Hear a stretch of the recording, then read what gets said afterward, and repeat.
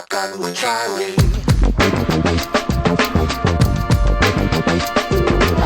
Riding shotgun refers to the practice of sitting next to the driver in a moving vehicle. The term riding shotgun came around after the time of the stagecoach, when somebody used to sit next to the driver holding a shotgun, in case they ran into bandits. My name is Charlie Cook, and I drive a lot. I like to talk to people while I'm driving, so I interview people in my car while I'm driving. Welcome to Riding Shotgun with Charlie.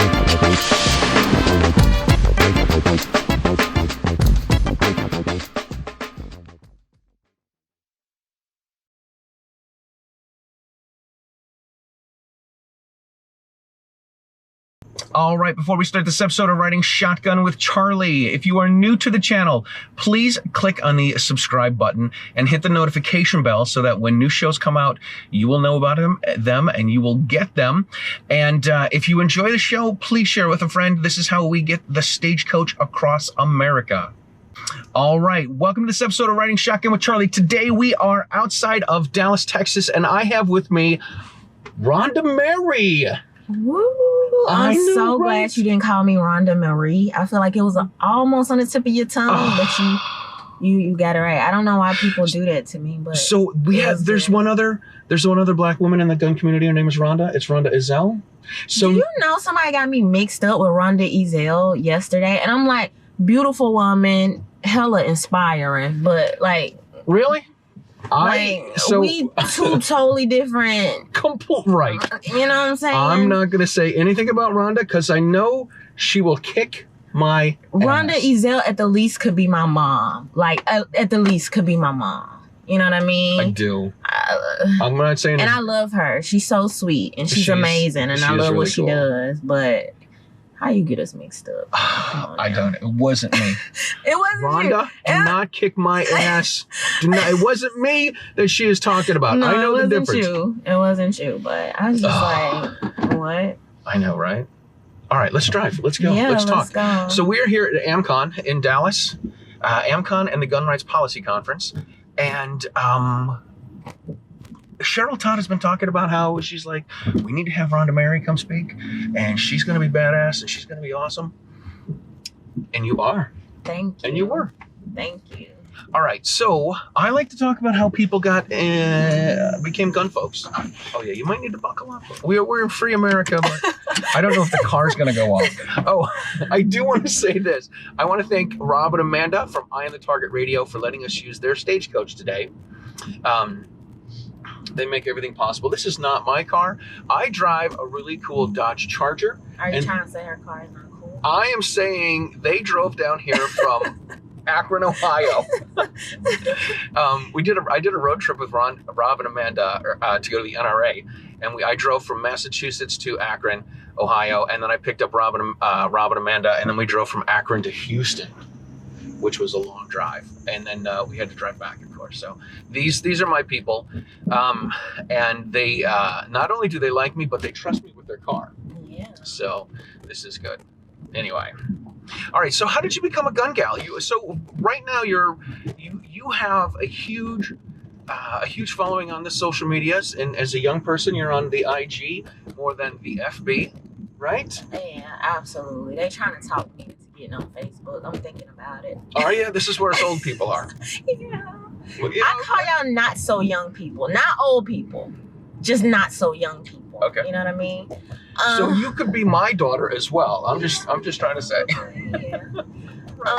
But my kids are a little younger than you. yeah, but first of all, you mentioned Cheryl Todd, so I just want to shout out to her, Cheryl Todd and Dan, because I mean, they're both amazing. And Cheryl Todd is like such a sweetheart. Oh my God, and she is like, I mean, whatever way she can be helpful, she's so inviting and warm and pleasant. And she's been one of the best people that I've had the opportunity of meeting in the Second Amendment community. So, I mean, anytime I can have a time to say like good things about her, I definitely want to do that. And I'm at AmCon because of her. You know what I mean? She invited me out. So, and it's been nothing but a pleasant experience. But back to how I got into gun ownership. So I actually started a YouTube channel talking about political and social topics. Right. Like, Did you? What did you go? commentary. Did you go to college for this? What did you go to school for? No, I actually went to school for like branding and marketing and things cool. like that, which kind of helped some of the stuff that I do now. Oh my God, absolutely. I went to school to be a music teacher. Really? This ain't helping anything that I'm doing. No, it doesn't sound like it. I don't know. Maybe we'll have to find a connection between music and guns. It might, So might be what something I there. do is this: I make videos playing the trumpet with one hand and shooting a gun with the other. So okay, yeah, that's and one idea. I only have like 15,000 subscribers on the YouTube, and I call the videos gungrams. I got about 300 videos on YouTube, and they've been watched about 22 million times all over the world. That's very interesting. Yeah, so when I go to school and I tell my students I'm the world famous Mr. Cook, and they're like, "You're not famous." I'm like, I know. I'm totally famous, guys. Right. Just not at school. Anyway. But so yeah, I started off with my YouTube channel and political commentary. So as I was learning more about like American history and just civil rights and the Constitution, all of these other things, I was already kind of becoming more open to this, being a gun owner, but I just never really took that leap. And so simultaneously, I ended up being in a hit and run / road rage incident, which I won't go too far into the incident, but the responding officer was a young black woman, and she was like, "You didn't have a firearm?" And I was like, "No, I'm supposed to, you know?" And she was just like, "I mean, you have to be, we respond, and you just have to be prepared for like what's out here in the world." Yeah. And just everything she was telling me, it was like a light bulb went off, because Sure. I never thought about myself having that level of autonomy. Like, even if you think about how we go through the public school systems, and I know it's a lot of great teachers out here. My aunt is a teacher, my sister is a teacher.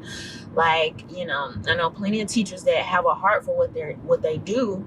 But a lot of that system is us kind of acquiescing to like the authority figure in the room, and the principal is always right. The teacher is always right. If somebody, I mean, schools are anti-self-defense. Oh if somebody hits you, it's like, tell the teacher. And even if you defend yourself justly, you're going to get the same punishment as the bully. Have you seen that video of the young girl that's she says if somebody says something to me, if somebody bullies me, she's like, he's gonna come over and punch me in the eye, and I get a black eye, and I'm gonna punch him back, and we both go to detention.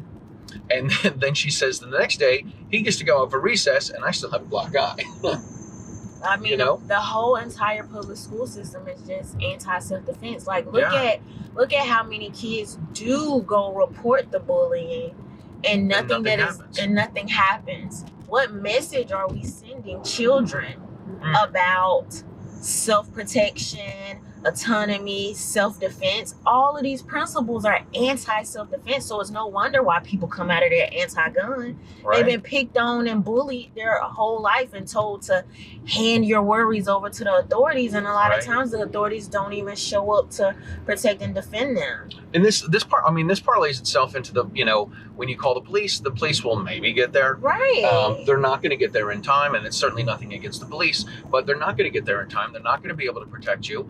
And I always tell people, the police cars say to serve and protect, but it's really to write a report and clean up. That's what it is, right? Yeah. So, where were you living? Where do you live? Where are you from? I live in Mississippi. In Mississippi, okay. Yeah, born and raised. And so, Mississippi is overall like pro-gun, but because I lived in a, you know, Black community, because a lot of the messaging that I was getting through TV and liberal Hollywood was very like, oh my God, like guns are for gangsters, guns are for school shooters, guns are for white supremacists. So it's this weird dynamic of, even though I was just talking to David Laird about this earlier, because I was talking to him about like, you know, the gun culture in like Arizona, and he was talking about how you have these pockets of, you can have a state that's you know, pro-gun, but then you have these cities or these communities that can kind of try to pull away from the overall culture of what's happening there. And so I think me telling that story resonates with people like me that, you know, because a lot of the people that I knew that owned guns were veterans. And even now when we watch, I recently talked about this. I covered this on my Instagram. It was a black woman who, she was in her car and somebody got out and was tugging on her doors while her child was in the back seat. And she was prepared because she had a gun on her. And the news kept emphasizing she was prepared because of her training as a veteran, her previous training. Why you gotta make me sitting at home, the regular everyday girl, the regular girl next door viewer, feel like you have to be a special type of person, right? You know, because people may say, oh, there's a recipe. We talked about black woman gun ownership, but you still made it feel like it's some, like you have to have this superior. You have to have some sort of special training. You have to be in the military, maybe a police officer, right? Something like that. And you don't have to. You don't have to. And one thing I really loved about John Bartolo, may he rest in peace. But one thing that he would always remind people in the room with him is that he would say, like, even when you turn into Fox News, a lot of the times, and this is no personal shade to Fox News, but a lot of the times you have the experts going on there as the military person, the police officer, the people with these different type of high level backgrounds, but you have way more everyday regular gun owners, and it's way more of them to reach than those people, right? You know what I mean? And so that's been a huge part of like my demographic and my reach is like, oh, she looks like me. Like we could be girlfriends, we could hang out, we could go for a drink. Like she looks like the type of person I could call up on the phone without having to go through a security breach or, you know? Right. So it just makes it way more familiar and attainable for regular everyday people. It's one of the things that makes me crazy is when you hear stories in the news and the language means something, and sometimes it makes me crazy. It makes me crazy when I hear people say they had a legal gun, and I always think to myself, well, who makes legal guns? Glock, Smith & Wesson, Sig, Ruger, like these are the people that make guns, right? And I know what they're trying to say, and what I wish they would say is he or she had a gun legally, not a legal gun. Because they had a gun legally, and I've noticed that when someone, for example, when a husband shoots his wife, and it's, you know, whatever, very cliche to use that, but when a husband shoots a wife, they'll say that he had a gun license, if he had a gun license. If he didn't have a gun license, they don't mention it. So they'll say, you know, he was a legal gun owner, or he had a legal gun, or had a license to carry, or, you know, concealed carry permit, whatever. They'll point that out. But if he doesn't have a gun license, then they won't point that out. You know, they don't point out that the people that are committing crimes get guns illegally, and it kind of makes me a little nuts. But anyway. Yeah, I hadn't really thought about how they present like the legal. Oh yeah, absolutely, absolutely. This is one of these things. Somebody got me hip to that, and I started to pay attention when I hear things in the news. Right? Oh, they hit a legal gun. There was a guy several months ago. There was a dog. There was an incident in Philadelphia where a dog started to attack a boy, and there was a guy nearby who had a gun and pulled the gun out and shot the dog. Wasn't an FBI agent, by the way. Okay. But the story was a Good Samaritan, which makes me mad as well, but a Good Samaritan had a legal gun and a permit and saved the boy from being attacked by the dog. Because if you didn't have a permit, you don't deserve to protect the little boy from the dog. It would not be as heroic. Right. Which is nuts. Yeah. Anyway, so let's keep going back to you. So you had this, you got into this hit and run car accident, and the female police officer said to you, "Hey, girl, you don't have a gun," Yeah. and that started you on the process to. What do you have to do to get a gun in Mississippi? Right. So Mississippi is actually, open carry, like constitutional carry. Yep. And so you can get your, your permit and your enhanced permit or whatever. But An enhanced permit lets you carry in more places? correct, unless Okay. you carry in more places. Do people open carry in Mississippi? Where I've grown up and been like more in like the cities, not like on that more rural areas. Mhm. I don't, and even when I've gone to the more rural areas, it's not common Okay. to see people open carry. Gotcha. Like the conversation I said I was having this morning about Arizona, David was telling me it's like it's so common, especially when he was growing up. It's like nothing. Like people don't even think about it. Like just everybody, Everyone's got a gun. It's that's not the an issue. culture there. It's just it's not even an issue. Right. And so that I've not seen nor experienced that. Okay. Every now and again you may see somebody like open carrying, but Not often. All right. But you can carry concealed without a permit, or you can get the enhanced permit and carry in more places. so it's supposed to be you can carry in your car in your home Okay. without a permit. Gotcha. So I guess that means like, but if you go into Walmart, you should have a permit. All right. Okay. Which I think, I'm not crazy about that, because I feel like if you're responsible, you should be able to carry wherever that's your human right. Like that's what you should be able to do. But I think that, when I talk to people that are really not like, gun community people, not really like gung-ho or super Second Amendment people, a lot of people, especially when they first start out, it's about, oh, okay, I want to have a gun in my home. Right. So that does create some level of people, at the very least, being able and willing to defend their homes. Mm-hmm. But I think a lot of people now, especially if you haven't grown up in gun culture, they're going to be looking, what do I do to get like a permit and stuff like that. That's been my experience within talking to people. It's usually been people that my dad was a gun owner, my granddad was a gun owner, I grew up like this, I know my Second Amendment rights, I know my God-given rights. Those are the people I see that tend more to be like, okay, I am going to open carry, Right. or I am going to constitutional carry, or I'm not getting that permit. Y'all might be sending my information to the feds. I don't know.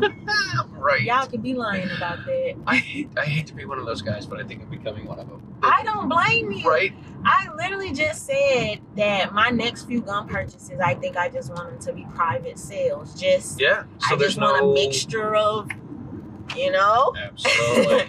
Gotta take advantage of that while Absolutely. while they not giving us that pushback, Oh my God, totally. All right. So how does this lead to you becoming more active in the Second Amendment community?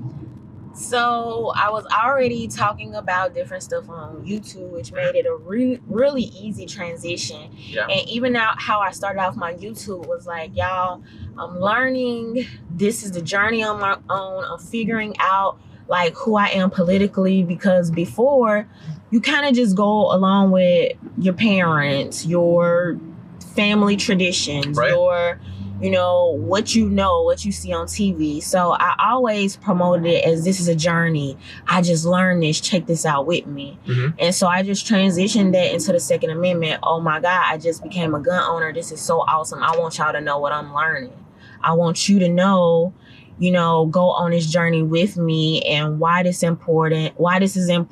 Let's talk about this more. This is what I learned today. This is what you can do. These are some things to think about. Yeah. And I think that people really like and appreciate that.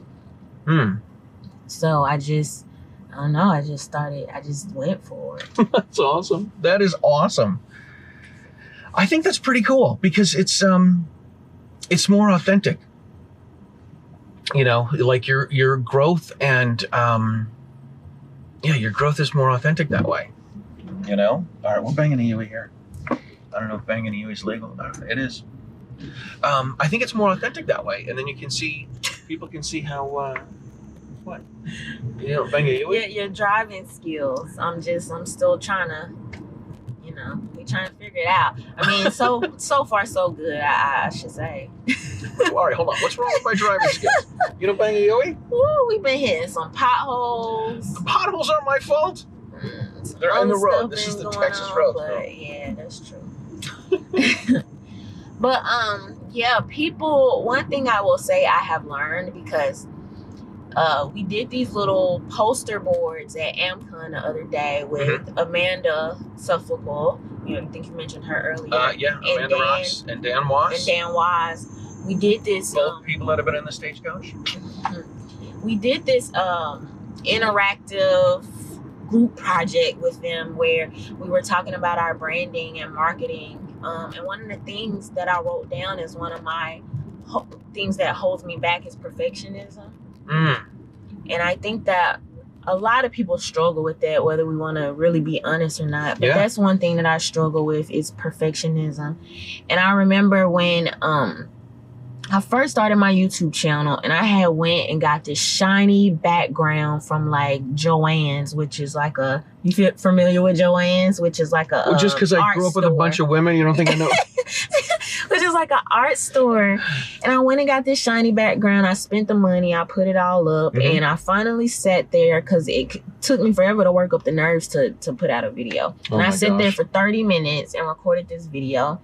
And when I went back to look at the video, the background was halfway off the wall. And I wanted to cry. And I was like, I'm not posting this. I'm not doing this. I know that my teachers, like, you know, from college, that would tell us, you gotta, you know, make sure things are in 1/3. Don't go too far to the edges. Don't do this. Don't do, you know, everything was like that. And we would have these classes where they would literally, you have to put something up and they would critique you from beginning to end. And so I'm trying to just kind of break out of that mentality. And I was telling my friend that was kind of encouraging me. He was like, Rhonda, you just gotta post it. You just gotta post it. Like, you just gotta do it. And I was like, heck no, I'm not doing it. But the next time around, I got it right. Yeah. But a lesson that I learned from that is that I went from that background to no mics, to having a better camera, to, you know, figuring out these things. And over time, it's just really like a growth and learning process. Yeah. And so many people will appreciate the fact that, girl, I remember when you had that little shiny background up in the back, and you didn't even have a mic, and you know, and people will see me in person and be like, I've been following you for years. And Olivia Rondeau, I don't know if you know who she is. She's like a political commentator, and she writes and stuff too. And I'll never forget, a couple of years ago, this is my first time meeting her in person, and we saw each other at an event. I can't remember what event it was. It might have been like the Solutionary Summit or Young Americans for Liberty. And she was like, oh my God, it's Rhonda Mary. I just love you. I grew up watching you. I took the compliment. I took the compliment. Right. I was thankful. But I was thinking, like, girl, I'm not that much older than you. What did you call us? And not so old people? Not so young people. Not so young. That's it. When she said that, I grew up watching you. You've been so inspirational to me. And I was very thankful and honored and humbled and all this. But I was also thinking, I'm not that much older than you. And I was also thinking, man, like, you never know who you're impacting. You never know who's watching. You never know who's growing right there and seeing that process of you. And now Olivia, I mean, has well surpassed me in certain rooms, you know. So, I mean, to even hear her say that is inspiring. So, I don't know. It's just this. We're in a car, and it's just making me think about how it's been a crazy journey. Like, it's so cliche, but It is. I don't know. I feel like I'm getting emotional now because I just see everything. Don't do that. Don't do that. Don't do that. It's so funny because I always tell people, like, don't cry on camera. You better go cry in the car. And ironically, you're in the car and you're about to cry. On camera. Girl, you gotta preach. But you gotta, you can't tell people not to do this and then do it. AWR Hawkins. It was a perfect way to cap off AmCon yesterday. After all because really that whole conference was, you got to do more. You got to do more. You got to do more branding. You got to do more marketing. You got to figure out how to monetize better. You got to figure out how to reach people better. Do more. Like, that's the overall theme, right? And then the end cap is, but keep going. Right. It might take you time to get there, but keep going. Like, don't give up. You're going to get there. Somebody's going to listen. Somebody's going to be the person that's going to help you take this thing to the next level. Right. I don't know about you. I thought AWR was talking to me, but he might have been talking to you. I think he was talking to everybody. He was, but we all, when we hear stories about people that go through difficult times and struggle, all we see is the end result. Yeah. Right? Yeah. But it's like you're so lucky. Yeah. You're like, oh my gosh, you made it. You're writing for somebody. You're putting out videos. You've got a following. You've got all this stuff. But we see the end result. We don't see how the sausage is made, right? We don't know all the work that they put in and the long hours. And, it's, I used to play in a band. I played in a Motown disco funk band for 10 years. And doing the gigs were the great part, right? The glamorous life was, it's 2 o'clock in the morning and you've got to load out all this crap and all this gear. You got to put it back in the truck and then you got to drive home. You're like, we were supposed to be hanging out and drinking and meeting the chicks. And I'm like, this is not the glamorous lifestyle I thought it would be. But when we're playing, it was great. It was cool. So it's, the message I got from AWR is that, it's a lot of work and the hard work pays off. Yeah. I think with anything, it's really the commitment. And something that stuck out to me, I can't remember who said this yesterday. It might have been Dan that said that if you tell somebody you're going to show up, show up. People are watching you. If you tell somebody you're going to do a YouTube video at a certain time, do it at a certain time. Because that stuck with me. Sometimes, we're still humans, like, and we're putting out a product and we're trying to do it on schedule, but we get sick. We get tired. Yeah. Sometimes we don't feel like talking. Like, you ever just go in your head and you just want to you don't want to share yourself with the world. Right. But like, you telling these people you're going to show up, you have to be there. You got to show up. And that really resonated with me because some people, they're listening to you on a schedule. They're like, you're their person. They're coming to you. I still grew up in an era where we didn't have, like, when I was a child, we didn't have like the Netflix and it was like, if you wanted to catch your show, you had to be in front of the TV at 7 o'clock p.m. on Wednesday. The whole family was meeting there with the TV dinners, or if your mom cooked or whatever like that. Yeah. And so some people are watching you and engaging with your stuff like that now. And sometimes we don't even put ourselves on that level mentally, that we just think, oh, I'm just doing this YouTube thing. I'm just If I get a show out, I get a show out. If I don't, I don't. But when you tell people this is what the schedule is, the show needs to come out. Yeah. Like I myself have stayed up until 2 o'clock in the morning to edit a show and to make sure my business email is out and ready to go, and make sure that I've got show notes and I've got the video YouTube timestamped and the video's on YouTube and it's on all the other outlets and I got all the social media stuff.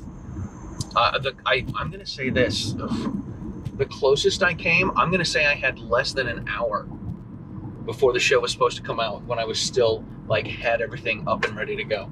Yeah. And I'm like, if I got 45 minutes until the show comes out, and I finally had things done. I'm like, this is cutting it close, dude. Anyway. So, it's all good stuff. Yeah, it's just been a great weekend. again, I think this reflection time of me getting on the flight and going home is going to be, you know, even more introspective than the moments I'm having now. But I'm so thankful to have been invited here, because sometimes these things are like, these networking experiences are reminders for us to keep going. It's so easy to like think about us, you know, my level of perfectionism and how I want to come off and what I want to do and what I want to present, and the whole time other people in the room or other people at home watching and thinking, man, this girl has it figured out, like, she's amazing, she's doing this, she's doing that, and she inspired me. And it's like, man, like, these are just little reminders of the impact that you are having on people. I had somebody come up to me the other day, and he said my speech made him like tear up a little bit. You know what I mean? And you don't think, you know when you're at home putting a presentation together, you want it to resonate with people. You want to be impactful. You want to be remembered, but you don't really know how it's gonna affect people, fall on people's ears. And so to have that, I mean, that is just mind-blowing to be able to move people to that extent, right? Absolutely. So I know sometimes we look at the Beyoncés and the Michael Jacksons of the world, and when you watch some of their concerts, you'll see people in the front row that are like mesmerized, and you'll hear people talk about lyrics, right? Like how lyrics affect them, or brought them out of a dark time, or how this artist like changed their lives and things like that. And I think that, I mean, I could just never compare myself to Michael Jackson or Beyonce, obviously. But however, I think on some levels, what we're doing of resonating with people, planting seeds, you know, these levels of inception of changing people's minds and perspectives on things is so strong. It's so powerful. It is. You said something yesterday that I thought was really good. You said, you know what, we're not the same, right? I'm old, you're not. I'm not black, you are. I'm a man, you're a woman. But I thought it was really good where you say, listen, I don't know what it's like to be you, but I believe in your right to be able to protect yourself. You said something right along that line. And honestly, the more I hang out with all the people in the gun community, the more I'm like, dude, I don't care about it, like that other stuff doesn't matter to me. It's not an issue with me. I want you to have a gun. If you want to have a gun, have a gun. If you want to carry. I had a friend of mine, he's a musician. He used to work at one of the places I work at, and he says, listen, he called me up in 2020. He's like, dude, some of this stuff is a little freaky and a little scary, and you know, with all this mostly peaceful protests. He's like, look, I want to get a gun, but I'm a flaming liberal. And I'm like, all right, that's cool. Let's set something up. We'll go to the range. We'll go shooting, and you know, if you want to do a class, we'll do a class. We'll get you a gun license. And he's like, you would do that for me because I'm a liberal. And I'm like, they don't care about that. Like, if you're in fear, if you want to be able to protect yourself, you have that right, and you need to have that right. You need to have the ability, and you need to get some sort of a training and education about that. And that's what I want to do, right? I want to get people educated and learned, and I want people to be able to protect themselves. Right, absolutely. Something that I said yesterday also was the fact that self-defense and wanting to feel safe and protected is not unique to gun owners. It's not unique to the Second Amendment wrong. That is a human desire and characteristic for people to want to feel safe and protected. And so sometimes we don't agree on the way we think we should go about it all of the time, right? But it helps us to be able to translate these principles in a way that's not hostile, in a way that's not controversial, and talking to people just like everyday people. I believe, if I had to wager, that you being so open to your friend like that is another part of solidifying y'all's relationship, so you can expand this conversation about, now that you're a gun owner and I love this and I believe it's right, it's for everybody, now you see why it's so important that we have to also protect it for everybody. Right. But there may have not been a conversation that you may have been able to have the same way before this experience. So it's really just taking advantage of the opportunities that we do have and the ways we can like connect and relate to people. Sometimes these things take time. It could be 3, 5 years, 10 years where people will come back and be like, yeah, I used to be anti-gun, but like, something happened. Something happened. I got into a car accident. Yeah. And something happened. Yeah. What ended up happening with this guy is I said, yeah, dude, let's do all this. And then he never followed up. So. Oh, y'all never. Yeah, like nothing happened. So anyway, we are almost back to where we need to be. This has been great. I appreciate you hopping in the car with an old crazy white guy. I haven't gun the whole time. And you didn't have to use it, which is good. I didn't have to use it. All right, listen, how can people find you on all of the social medias? I am on well, you can really go to Rhonda Mary, RhondaMary.com, and you can find all of my social medias right there. You can find out more about me. All the information is there. So it'll take you to my Twitter, it'll take you to my YouTube, it'll take you to my Instagram. Awesome. Rhonda, thank you so much for being on. I am glad that you were here. I'm glad we got to meet. And I'm glad you got on the show. All right. I really appreciate this. It was good. It was just brought some stuff out of me that I didn't even know was there. So this is what I do. Yeah. You're good at it. I'm not too bad. Not too bad for a white guy. All right, listen, thank you guys for tuning into the show. Again, thank you so much for being on the show, Mary. Thank you guys for tuning in. If you are not a member of the Second Amendment Foundation, you can join them. Become a lifetime member of the Second Amendment Foundation at saf.org. You can find all of your favorite pro-freedom podcasts in the same place at sdrn.us. That's the Self-Defense Radio Network. And if you enjoyed watching the show, please like and share and subscribe on YouTube and Facebook and all that stuff, and let other people know about it, because that is how we get the Stagecoach across America. All right, we're going to go back in and learn so much more from more people. Yes, in this very cold conference room. I'm gonna be under the blanket with Amanda like this. I don't think it's that cold. I'm freezing. All right. Well, this is the difference between the two of us. Another difference. Right. So write down the checklist. He's old. He's not cold. Oh my gosh. All right. We'll see you guys next time. Bye.